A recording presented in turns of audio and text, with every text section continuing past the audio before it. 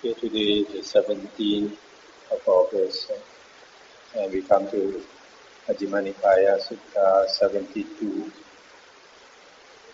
Aggivacchagotta Sutta, Aggivacchagotta on fire. Thus have I heard. On one occasion, the Blessed One was living at Savatthi in Jejas Grove, Anathapindika's park. Then the wanderer Vacchagotta went to the Blessed One and exchanged greetings with him. When this courteous and amiable talk was finished, he sat down at one side and asked the Blessed One, "How is it, Master Gautama? Does Master Gautama hold the view, the world is eternal, only this is true, anything else is wrong?" "Vacha, I do not hold the view, the world is eternal, only this is true, anything else is wrong." "How then does Master Gautama hold the view, the world is not eternal, only this is true, anything else is wrong?" "Vacha, I do not hold the view, the world is not eternal, only this is true, anything else is wrong." "How is it, Master Gautama? Does Master Gautama hold the view, the world is finite, only this is true, anything else is wrong?" "Vacha, I do not hold the view, the world is finite, only this is true, anything else is wrong." "How then does Master Gautama hold the view, the world is infinite, only this is true, and anything else is wrong?" "Vacha, I do not hold the view, the world is infinite, only this is true, anything else is wrong." "How is it, Master Gautama? Does Master Gautama hold the view, the soul and the body are the same, only this is true, anything else is wrong?" "Vacha, I do not hold the view, the soul and the body are the same, only this is true, anything else is wrong." "How then does Master Gautama hold the view, the soul is one thing and the body another, only this is true, anything else is wrong?" "Vacha, I do not hold the view, the soul is one thing and the body another, only this is true, anything else is wrong." "How is it, Master Gautama? Does Master Gautama hold the view, after death the Tathagata exists, only this is true, anything else is wrong?" "Vacha, I do not hold the view, after death the Tathagata exists, only this is true, anything else is wrong." "How then, Master Gautama? Does Master Gautama hold the view, after death the Tathagata does not exist, only this is true, anything else is wrong?" "Vacha, I do not hold the view, after death the Tathagata does not exist, only this is true, anything else is wrong." "How is it, Master Gautama? Does Master Gautama hold the view, after death the Tathagata both exists and does not exist, only this is true, anything else is wrong?" "Vacha, I do not hold the view, after death the Tathagata both exists and does not exist, only this is true, anything else is wrong." "How then does Master Gautama hold the view, after death the Tathagata neither exists nor does not exist, only this is true, anything else is wrong?" "Vacha, I do not hold the view, after death the Tathagata neither exists nor does not exist, only this is true, anything else is wrong." "How is it then, Master Gautama? When Master Gautama is asked each of these 10 questions, he replies, 'I do not hold that view.' What danger does Master Gautama see that he does not take up any of these speculative views?" Stop here for a moment. This word speculative view, the Pali is Ditti Gata. Ditti is views. Gata you can say gone. So it's like gone to views. Vacha, the speculative view that the world is eternal, is a thicket of views, a wilderness of views, a contortion of views, a vacillation of views, a fetter of views. It is beset by suffering, by vexation, by despair and by fever, and it does not lead to disenchantment, to dispassion, to cessation, to peace, to direct knowledge, to enlightenment, to Nibbana. The speculative view that the world is not eternal, that the world is finite, the world is infinite, etc. Then after that, the Tathagata neither exists nor does not exist, is a thicket of views, a wilderness of views, a contortion of views, a vacillation of views, a fetter of views. It is beset by suffering, by vexation, by despair and by fever, and it does not lead to disenchantment, to dispassion, to cessation, to peace, to direct knowledge, to enlightenment, to Nibbana. Seeing this danger, I do not take up any of these speculative views. I'll stop here for a moment. So here the Buddha says, all these views is a thicket of views, a wilderness of views, contortion of views, etc. And it leads to suffering, vexation, despair, not to enlightenment or Nibbana. Then does Master Gautama hold any speculative view at all? Vaccha, speculative view is something that the Tathagata has put away. For the Tathagata, Vaccha, has seen this. Such is material form or body, such its origin, such its disappearance, such is feeling, such its origin, such its disappearance, such is perception, such its origin, such its disappearance, such is volition, such its origin, such its disappearance, such is consciousness, such its origin, such its disappearance. Therefore I say, with the destruction, fading away, cessation, giving up and relinquishing of all conceivings, all excogitations, all I-making, mind-making, and the underlying tendency to conceive, that the Tathagata is liberated through not clinging. Stop here for a moment.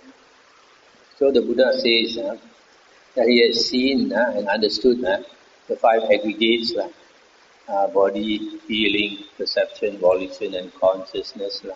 And these five aggregates are basically body and mind, which we take to be I or mind, or myself. So the Buddha says that he has understood the five aggregates and he has relinquished all conceivings, all thinking, all excogitations, and all I-making and mind-making, and the tendency to conceit, mana, conceit. So the Buddha, because he does not have a self, he does not have views. Basically a person, because we have this conceit, we have this feeling that I exist, I am, it's because of that, and we have a lot of views. When a monk's mind is liberated thus, Master Gautama, where does he reappear after that? The term reappears does not apply, Vaccha. Then he does not reappear, Master Gautama. The term does not reappear does not apply, Vaccha. Then he both reappears and does not reappear, Master Gautama. The term both reappears and does not reappear does not apply, Vaccha. Then he neither reappears nor does not reappear, Master Gautama. The term neither reappears nor does not reappear does not apply, Vaccha. When Master Gautama is asked these four questions, he replies, the term reappears does not apply, Vaccha. The term does not reappear does not apply, Vaccha. The term both reappears and does not reappear does not apply, Vaccha. The term neither reappears nor does not reappear does not apply, Vaccha. Here I have fallen into bewilderment, Master Gautama. Here I have fallen into confusion, and the measure of confidence I had gained through previous conversation with Master Gautama has now disappeared. And the Buddha said, it is enough to cause you bewilderment, Vaccha, enough to cause you confusion, for this Dhamma, Vaccha, is profound, hard to see and hard to understand, peaceful and sublime, unattainable by mere reasoning, subtle, to be experienced by the wise. It is hard for you to understand it when you hold another view, accept another teaching, approve of another teaching, pursue a different training, and follow a different teacher. I'll stop here for a moment. So here, when he asks the Buddha that an Arahant, after passing, after death, does he reappear or not, and all this, the Buddha said all these terms do not apply.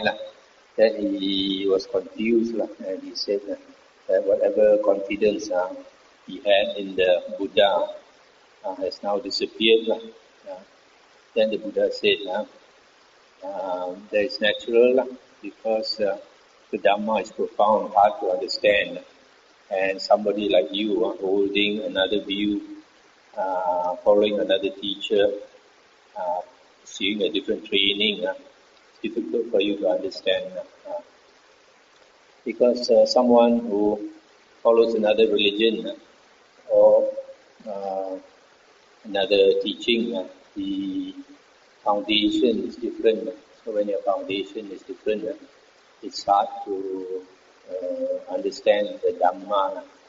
Even for in Buddhists, nowadays we have a lot of Buddhists not following the original Buddhism. A lot of them people are following either Mahayana teachings or Hinayana teachings, like sectarian Buddhism. And because their training also, their foundation is different, it's difficult for them to understand these original teachings of the Buddha. And then the Buddha said, so I shall question you about this in return, Vaccha. Answer as you choose. What do you think, Vaccha? Suppose a fire were burning before you. Would you know this fire is burning before me? I would, Master Gautama. If someone were to ask you, Vaccha, what does this fire burning before you burn in dependence on? Being asked thus, what would you answer? Being asked thus, Master Gautama, I would answer, this fire burning before me burns in dependence on grass and sticks. If that fire before you were to be extinguished, would you know this fire before me has been extinguished? I would, Master Gautama. If someone were to ask you, Vaccha, when that fire before you was extinguished, to which direction did it go? To the east, west, north or south? Being asked thus, what would you answer? That does not apply, Master Gautama. The fire burns in dependence on its fuel of grass and sticks. When that is used up, it does not get any more fuel. Being without fuel, it is reckoned as extinguished. Stop here for a moment. So here, the Buddha is giving example, a simile of fire. Fire keeps burning because of the fuel. In this case, Vaccha says it is the grass and sticks causing the fire to continue to burn. So when the fuel is used up, you cannot see whether the fire went to the north, south, east or west.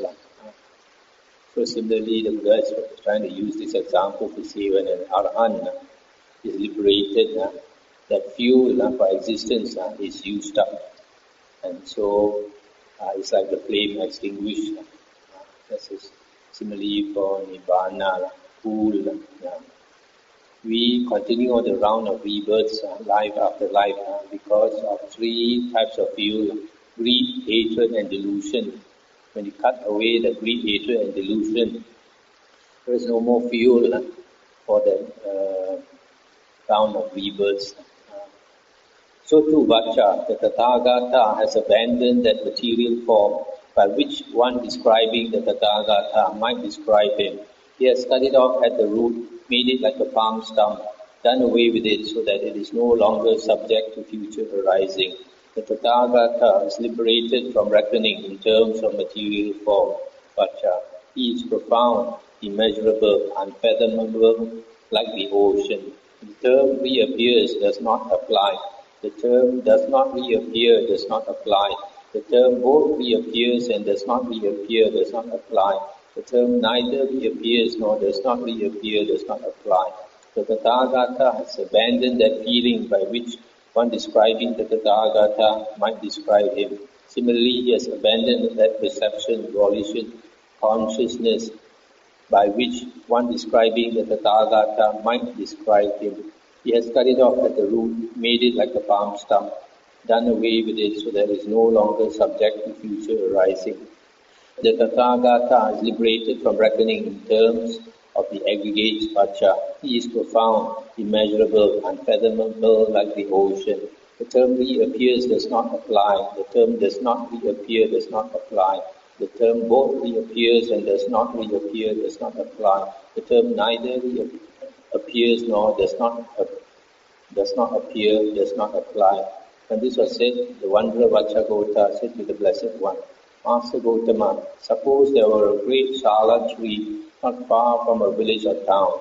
and impermanence wore away its branches and foliage, its bark and sapwood, so that on a later occasion, being divested of branches and foliage, divested of bark and sapwood, it became pure, consisting entirely of hardwood. So too, this discourse of Master Gautama's is divested of branches and foliage, divested of bark and sapwood, and is pure, consisting entirely of hardwood. Magnificent Master Gautama, magnificent Master Gautama. Master Gautama has made the Dhamma clear in many ways, as though he were turning upright, but had been overthrown, revealing what was hidden, showing the way to one who was lost, or holding up a lamp in the dark for those with eyesight to see forms. I go to Master Gautama for refuge, and to the Dhamma, and to the Sangha of monks. From today, let Master Gautama remember me as a lay follower who has gone to him for refuge for life. It's the end of the sutta. So here, the Buddha says that he has abandoned the form, feeling, perception, volition, and consciousness. In other words, after the Buddha has passed away, all these, the five aggregates, will not reappear. So that's why the Buddha says he is profound, immeasurable, unfathomable. So it's like the flame has been extinguished. It will not light up again. So the same way, the aggregates by which you can describe the Buddha will not reappear.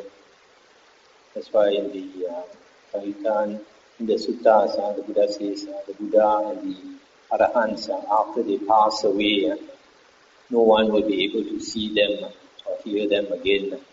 And this contradicts some of the Mahayana sutras, like for example the Earth Store Bodhisattva Sutta, where they at the beginning of the sutra, they say when the Buddha was about to speak the sutra, millions and millions of Buddhas came. But the Buddhas have entered Nibbana, they cannot come again. So when Arahant has finished his work, just like the flame burning, depending on grass and sticks, when the grass and sticks, the fuel is used up, then the flame will just go out. And you cannot say that it's gone in to the north or south or east or west. So similarly, when an Arahant has eliminated greed, hatred and delusion, so when he enters Parinibbana, there is no more fuel for rebirth. So just like the flame, it is extinguished. You cannot say that he reappears or does not reappear, etc.